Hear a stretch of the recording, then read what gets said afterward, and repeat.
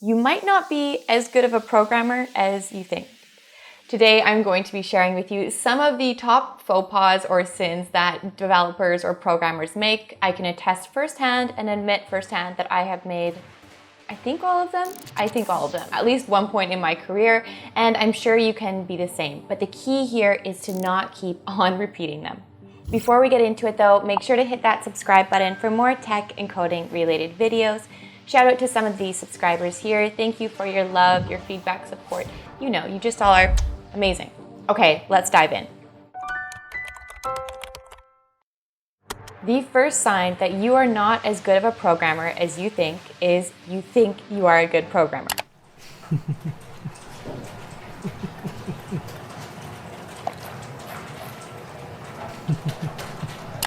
This obviously comes with a bit of humor, but there is some serious behind it. I feel like all the programmers that I have met who are amazing at what they do, they don't really announce that or think they are as good as they are. And this comes into play with imposter syndrome, feeling that there's always room for improvement. Now, of course, this first point is more of a joke than to take seriously. You want to think you are a good programmer and continue to build up your confidence, but it's also, there's a lot of truth in it. If you kind of think or have a lot of imposter syndrome around your programming skills, you probably are doing great, but it's just because you are continuing to grow and it makes you feel uncomfortable, like you're always learning.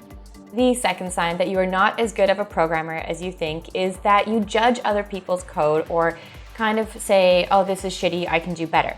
Well, of course, there is some truth to that. I think a really good programmer, rather than just writing off someone else's code, whether it be a team member's or open source project, actually dives into what is going on and what is the problem. There are always two ways to go about problems that you're faced with. One, just writing it off because you don't understand it and just saying, this is horrible, I can do better.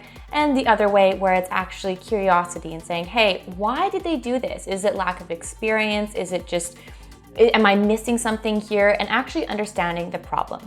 And I think if you are a very good programmer, you actually want to understand the problem rather than writing it off and simply saying, I can do better.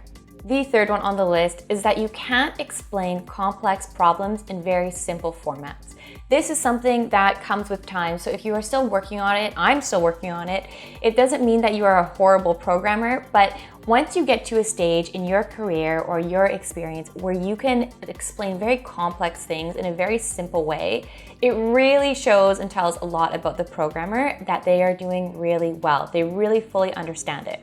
I always say if you can explain complex problems in a way that a child would understand, you really have a strong understanding of it. If you have to explain complex things in a complex way, you might not fully understand what you are speaking about. Number 4 on the list is you think one programming language or one framework is better than another.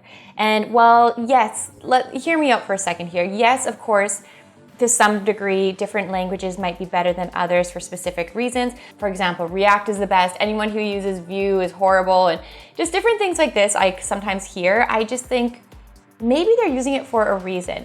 And really good programmers have an understanding of when and why to use specific languages, specific frameworks, and libraries. A lot of times we write off other languages or frameworks because we just don't know them or we're not familiar with them, and we like to stay in our comfort zone. The last one on the list is you are probably not a good programmer if you see things in black and white. And what I mean by that is either right or wrong, good or bad. When it comes to programming, there are so many different solutions, and you just have to be aware of the spectrum of what would be considered a good solution versus what would be considered a bad solution. There is never, or very rarely I should say, just one solution to one specific problem. So you need to be open-minded in understanding that there are tons of different solutions that could work. Of course, you need to identify good solutions, not just any solutions, and that takes a really good programmer to do. Okay, those are my top 5 signs. If you are not these things, you might not be as good of a programmer as you think. Of course, there's always room for growth, and I think we've all done all of these things, so please don't get caught up on this. But I really wanted to highlight some of the more faux pas that developers or programmers often make or get comfortable with. If you haven't already, make sure to hit that subscribe button for more tech and coding related videos. Give this video a thumbs up, and I will see you all soon. Thanks, everyone.